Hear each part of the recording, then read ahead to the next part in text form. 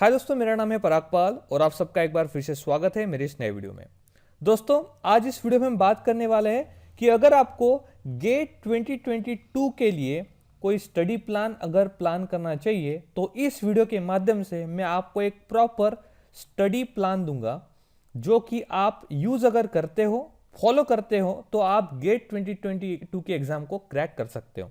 दोस्तों, video start करने से पहले मैं चाहता हूं कि आप लोग मेरे यूट्यूब चैनल को सब्सक्राइब करें जिसका नाम है परागपाल, ओके, और अपने दोस्तों के साथ ये वीडियो शेयर करें ताकि जो भी लोग गेट 2022 के एग्जाम के लिए प्रिपेयर कर रहे हैं उनको हेल्प मिले।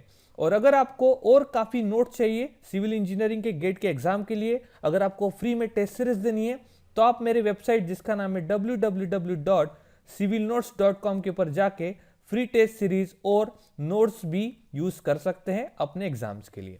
ठीक है दोस्तों, देखिए, जब भी कोई एग्जाम आपको क्रैक करनी होती है तो उसके लिए शॉर्ट टर्म पीरियड का स्टडी प्लान काफी कॉम्प्लिकेटेड होता है। लेकिन अगर आपको चीजें कॉम्प्लिकेट नहीं बनानी है, आसान बनानी है, तो उसके लिए आपको हमेशा टेस्ट सीरीज के ऊपर डिपेंडेंट रहना होता है। क्यों टेस्ट सीरीज के ऊपर डिपेंडेंट रहना होता है? क्योंकि टेस्ट सीरीज आपकी काफी प्रैक्टिस करवाती है और बार बार जिस प्रोबेबिलिटी के साथ जो क्वेश्चंस आते हैं उस हाई डिमांड क्वेश्चंस को वो आपके साथ हमेशा डील करती है। तो मैं हमेशा सबसे पहले मैं आपको ये सजेशंस दूंगा। मेरा सबसे पहला स्टडी प्लान आपके लिए यही है कि फर्स्ट नंबर पे आपको जो भी आपके बेसिक सब्जेक्ट्स है जो आपको अच्छे से समझ में आते हैं, ओके, इजी अंडरस्टैंडिंग सब्जेक्ट जो आपके लिए है, उनको पहले उनकी बेसिक चीजें आप समझ लीजिए। ठीक है, तो यहां पे सबसे पहला स्टडी प्लान ये है आपके लिए कि understand the basic of your choice of subject. ठीक है, जो आपको अच्छे से समझ में आते हैं। इसका समझो, अगर आप कोई भी सब्जेक्ट ले लोगे जो आपके समझ में आता ही नहीं है तो आप अपना टाइम वेस्ट करोगे। सबसे पहले आपको ऐसा सब्जेक्ट पकड़ना है जो आपको एकदम अच्छे से समझ में आता है, पढ़ लिया और समझ में आ गया। इस टाइप के सब्जेक्ट के बेसिक्स पहले समझ लो, फार्मूले समझ लो और उनके जो शॉर्ट न्यूमेरिकल्स आते हैं उनको भी समझो जो एग्जाम में आ चुके हैं। और ये ट्राई करो कि जब भी आप टेस्ट सीरीज दोगे तो उन क्वेश्चन को आप 101% सॉल्व करने का ट्राई करो। नाउ अभी आप ये भी क्वेश्चन पूछेंगे कि सर मुझे तो आरसीसी पसंद है लेकिन आरसीसी का तो उतना वेटेज ही नहीं होता है। तो दोस्तों वेट करो, उसका भी आंसर मैं आपको प्रोवाइड करूंगा। ठीक है, सेकंड जो मेरा स्टडी प्लान आपके लिए है कि आपको जनवरी 22 से लेके फरवरी के फर्स्ट वीक तक, ठीक है, फरवरी के फर्स्ट वीक तक आपको कंटिन्यूअस डेली 4 टेस्ट सीरीज देनी है। अभी आप बोलेंगे सर टेस्ट सीरीज कौन कौन से सब्जेक्ट की देनी है? अगर आप सब्जेक्ट वाइज टेस्ट सीरीज देना चाहते हैं तो आप मेरे वेबसाइट के ऊपर विजिट कर सकते हैं। यहां पे आपको फ्री में टेस्ट सीरीज देने को मिलेगी और गेट के जितने भी क्वेश्चन और उनके आंसर है उनके 1919 जब से गेट स्टार्ट हुई है 1980 समथिंग, वहां से सारे क्वेश्चन और आंसर के साथ आपको मिल जाएंगे। ओके, आप इस वेबसाइट को जाके विजिट कीजिए। नाउ आपको जनवरी 22 के पहले तारीख से फरवरी के फर्स्ट वीक तक या फिर गेट एग्जाम के पहले तारीख तक आपको डेली 4 टेस्ट सीरीज देनी है। यह कंपलसरी आप डिफाइन करके रख दीजिए। अगर आप 4 टेस्ट सीरीज डेली देते हैं आप इतने परफेक्ट बन जाएंगे कि आपको गेट एग्जाम्स में कॉन्फिडेंस अच्छा बिल्टअप होगा और आप आसानी से किसी भी एग्जाम को सॉल्व कर पाएंगे। ठीक है, क्योंकि अगर एक चीज मैं आपको बता देना चाहता हूं, अगर आप इस चीज को प्रॉपर तरीके से फॉलो करोगे तो आपको काफी अच्छे बेनिफिट्स मिलेंगे। नाउ थर्ड जो चीज मैं आपको बताने जा रहा हूं वो ये है कि आपको सब्जेक्ट कौन से सिलेक्ट करने हैं। अभी आपने बोला कि सर मुझे तो आरसीसी अच्छा लगता है, मैं आरसीसी लूंगा। नो इश्यू, आप लीजिए, लेकिन आपको पता है उस सब्जेक्ट में ज्यादा वेटेज नहीं है तो उस सब्जेक्ट के उन्हीं क्वेश्चंस के ऊपर फोकस कीजिए जो हमेशा गेट एग्जाम्स में पूछे जाते हैं। जैसे कि कंप्रेशन में जैसे कंक्रीट का डिजाइन करना है, छोटा सा डिजाइन करना होता है, उसका आंसर एमयू का आंसर आपको पूछा जाता है, एमआर का आंसर आपको पूछा जाता है। ऐसे छोटे छोटे क्वेश्चन जो होते हैं उनके ऊपर आपको फोकस करना है। ठीक है, नाउ अभी देखिए, अभी आपको जो हाई वेटेज सब्जेक्ट होते हैं, क्या बोला मैंने, हाई वेटेज सब्जेक्ट, ठीक है,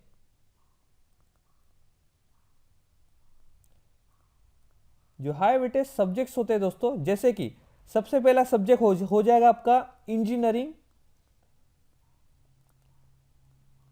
इंजीनियरिंग मैथमेटिक्स,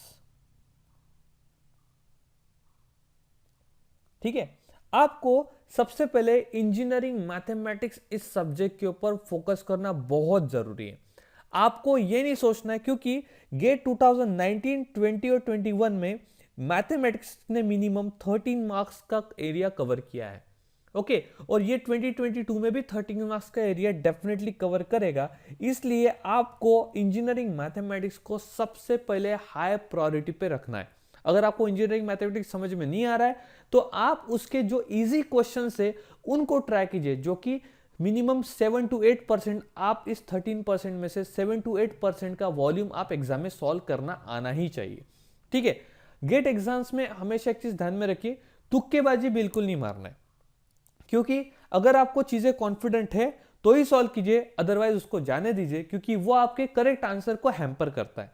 इसलिए हमेशा ध्यान में रखना, जहां पे निगेटिव मार्किंग होती है वहां पे आपको क्वेश्चन को इस तरीके से सॉल्व करना है ताकि आपको अच्छे से अच्छा आउटपुट मिल सके, ठीक है। तो सबसे पहले इंजीनियरिंग मैथमेटिक्स, ठीक है, आपको सबसे पहले वो सब्जेक्ट पकड़ना है और उसके जो इजी क्वेश्चंस हो सकते हैं पहले उनको टारगेट करना है, ठीक है।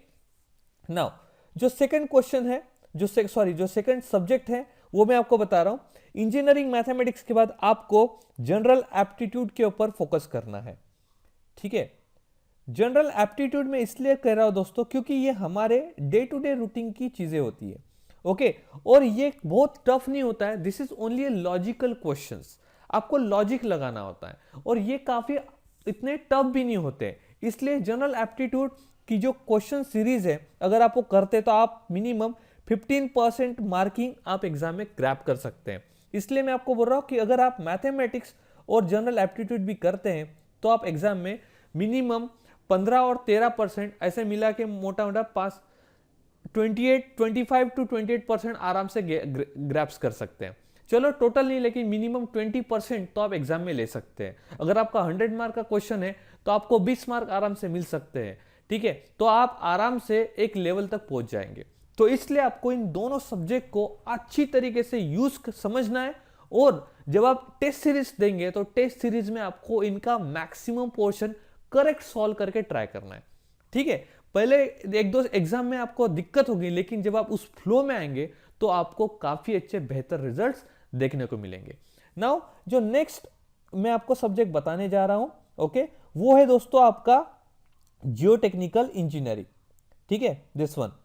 अभी आप बोलेंगे सर आप सारे तो हेवी सब्जेक्ट बता रहे हो, इसलिए मैं यह बता रहा हूं क्योंकि ये सारे सब्जेक्ट काफी आसान है, सिर्फ आप लोग पढ़ते नहीं है या फिर आपको उतने ट्रिक पता नहीं, इसलिए आप उसको समझ नहीं पा रहे।